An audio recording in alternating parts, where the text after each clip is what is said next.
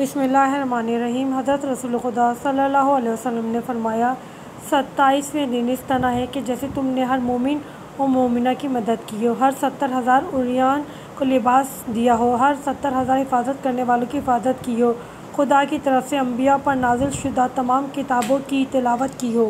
ماہ رمضان کے 27ویں دن کی دعا۔ بسم اللہ الرحمن الرحیم۔ اللہم ارزقنی فیہ فضل لیلۃ القدر وصیر اموری فیہ من العسر الی اليسر واقبل معاذیری وحط عنی الذنب والوزر یا رؤوفا بعبادہ الصالحین۔ صدق اللہ العلی العظیم۔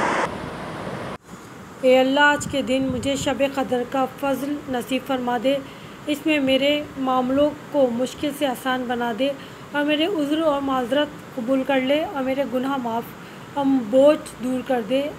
اے اپنے نیکوکار بندوں کے ساتھ مہربانی کرنے